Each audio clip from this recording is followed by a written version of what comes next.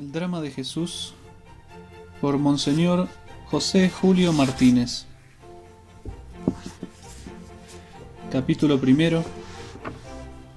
¿En qué estado estaba el mundo antes de la venida de Cristo?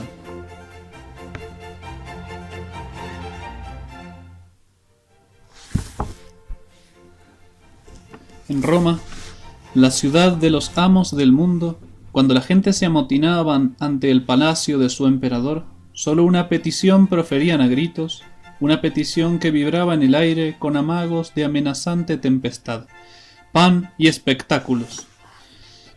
Pan y espectáculos pedían los trabajadores del imperio más civilizado, y con pan y espectáculos se contentarían también los demás trabajadores de la tierra.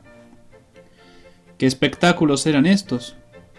Espectáculos del circo, juegos sangrientos de gladiadores, cacerías de esclavos, dramas de adulterios y homicidios representados al vivo, luchas de hombres contra tigres, luchas de hombres contra hombres, espectáculos del circo alimentados con la misma sangre de aquellos hijos del pueblo. César Augusto presentó para una de estas orgías 320 pares de esclavos que mutuamente se tenían que matar.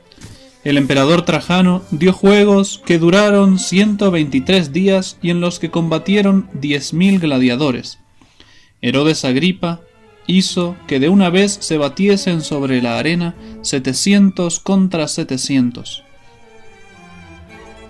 Y mientras se embestían y degollaban jóvenes fornidos, los espectadores seguían con avidez desde las gigantescas graderías sus asaltos y defensas, temblaban de júbilo ante los primeros borbollones de sangre humana, aplaudían enloquecidos ante el luchador que sabía caer y morir con postura marcial, y pateaban furiosos ante el que pedía misericordia. A semejante espectáculo asistían las mujeres y los niños. Tanto se rebajaba allí la dignidad humana y tanto se corrompían las costumbres, que ya entonces el filósofo Séneca dejó escrita esta acusación: después de que he estado entre aquellos hombres, vuelvo menos hombre. Así eran los espectáculos del paganismo decadente, y los hijos del pueblo seguían pidiendo pan y espectáculos. No conocían ideales más elevados, no tenían quien los guiase a otra felicidad infinitamente mayor, no tenían quien los amase. Pan y espectáculos, y después morir.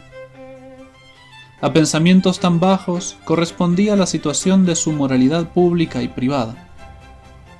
La historia del matrimonio es la historia de un pueblo. Si en el matrimonio se guarda fidelidad, el pueblo prospera. Si el matrimonio se corrompe, el pueblo se arruina. Como cáncer insaciable, nacido en el corazón del imperio, se propagaba la infidelidad conyugal y la frecuencia de los divorcios. Consideraban a las mujeres como seres de casta inferior. Había quienes contaban el número de años por el de sus matrimonios disueltos. Horrorizaba la nobilísima misión de la familia. Fueron necesarias las leyes Julia y Papia para favorecer a las mujeres que llegasen a tener 3 hijos. El Estado se corrompía desde la raíz a la copa. Vicios nefandos contra la naturaleza serpeaban por doquiera con su doliente cortejo de enfermedades y suicidios, hasta el punto de que llegó a escribir el historiador Tito Livio: hemos adelantado tanto en la malicia que ya no podemos soportar nuestros males ni soportar el remedio de nuestros males.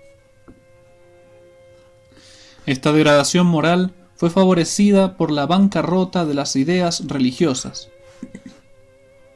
Bien les recordaba la razón humana que todas las cosas habían sido creadas por un ser supremo, que este ser supremo es autor del hombre, su padre y su juez, que nos ha impreso en el alma una ley natural que manda a hacer lo bueno y evitar lo malo, que la muerte nos lleva hacia él para que le demos cuenta de nuestras obras y recibamos premio o castigo. Pero despreciaron esa luz de la razón y en vez de glorificar al verdadero Dios, se dejaron cegar por el placer y se tallaron dioses de marfil y de madera que no eran sino hombres de proporciones mayores y de mayores vicios. Los niños en la escuela aprendían los adulterios de Júpiter y Venus, exponíanse en los templos estatuas obscenas, y para imitar los ejemplos de sus dioses voluptuosos, practicaban ante sus imágenes ceremonias tan inmorales que no se pueden escribir. En cuadro de trazos tan sombríos, todavía resalta por su negrura la condición de los trabajadores. El trabajo manual era despreciado, el trabajo manual era un deshonor. Un hombre libre, decía el filósofo Aristóteles, no puede dedicarse a los trabajos mecánicos ni rebajarse. Por tanto, disminuía la clase de los obreros libres y el trabajo recaía sobre los esclavos. Los esclavos, la gran vergüenza de aquella sociedad. Así los describía un autor. Cita: hay instrumentos mudos, son los arados y los martillos. Instrumentos que andan, son los bueyes y los caballos. Instrumentos que hablan, son los esclavos. Fin de cita. Estos instrumentos que hablan ni tenían libertad ni derecho a vivir. Sus amos podían matarlos impunemente, más aún podían abusar de ellos por sus liviandades. Y en Roma había ricos que poseían de 10 a 20.000 esclavos. Tener 500 no era extraordinario, y las personas acomodadas necesitaban por lo menos 10.000. Nadie se compadecía de estos desgraciados en sus dolores. Nadie se ocupaba de ellos cuando no podían trabajar. Nadie les decía que tenían un alma tan preciosa ante Dios como las almas de los ricos. Así vivía aquel mundo, con hombres muy ricos embriagados en placeres, y hombres muy pobres ahogados en miseria, y unos y otros anhelando una felicidad que nadie les daba. Y esperando un libertador, esperando un hombre que les trajese pensamientos elevados, que les repitiese las antiguas verdades, olvidadas ya, que les purificase las ideas morales, que les enseñase a amarse unos a otros, todos como hermanos, todos como hijos de un Padre Celestial. Esperando un libertador. En efecto, según los historiadores paganos, Suetonio y Tácito, era persuasión general que del Oriente había de salir quien cambiase el estado del mundo. En Oriente habitaba el pueblo judío, adorador del Dios verdadero y depositario de sus gracias. El Altísimo le había prometido que de su raza nacería el maestro de las almas, el amigo de los pobres, el libertador de los oprimidos, el salvador de todos, el esperado, el único que con su santidad y con su sacrificio sería capaz de reconciliar al hombre con Dios. Para preparar su llegada, el Espíritu Santo, desde muchos siglos antes, hizo ver a los profetas de aquel pueblo rasgos inconfundibles del que había de venir. Uno contempla Belén, la ciudad más pequeña de Judá, ennoblecida por su nacimiento, y al mismo tiempo contempla otra generación más sublime, por la cual el mismo que nace en Belén es también hijo de Dios. Otro profeta ve la virginidad de su madre, otro le ve entrar en su templo, otro le ve glorioso en su sepulcro, donde quedará vencida la muerte.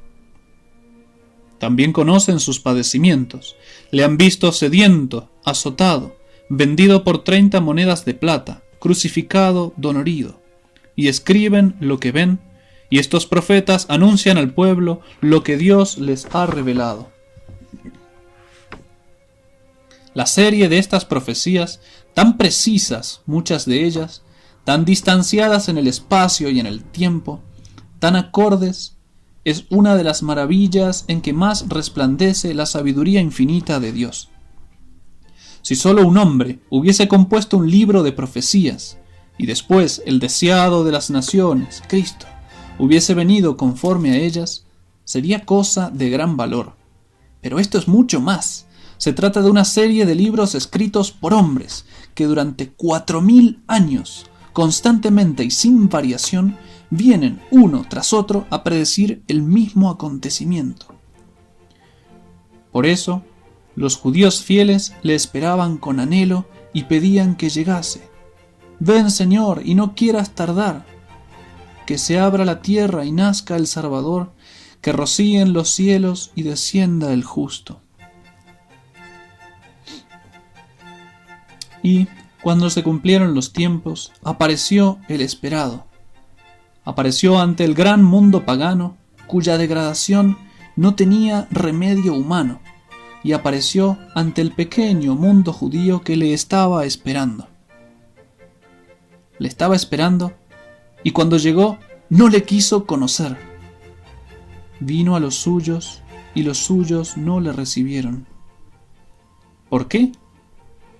Es un drama pavoroso, un drama único en la historia de la humanidad, el drama de Cristo y del hombre. Acércate a ver su curso y su desenlace en las páginas de esta historia. La he compuesto empleando con frecuencia las mismas palabras con que nos la cuentan los 4 historiadores que la escribieron, tal como la presenciaron. 2 de ellos, Juan y Mateo, fueron testigos de vista.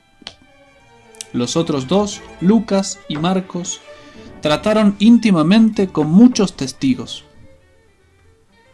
Es imposible dudar de su veracidad. Los 4 escribían cuando vivían aún los que habían participado en las escenas del drama que ellos refieren. Escribían sabiendo que atraían sobre sí la ira de los ricos y poderosos de su tiempo. Escribían inspirados por el Espíritu de Dios y dispuestos a morir, como murieron después, por defender la verdad de lo que escribían.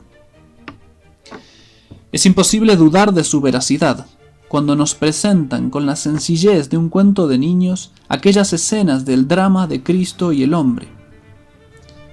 Y drama nuestro. Sí, mi querido lector, en este drama no somos meros espectadores. Nosotros somos unos de los actores. Ya lo verás.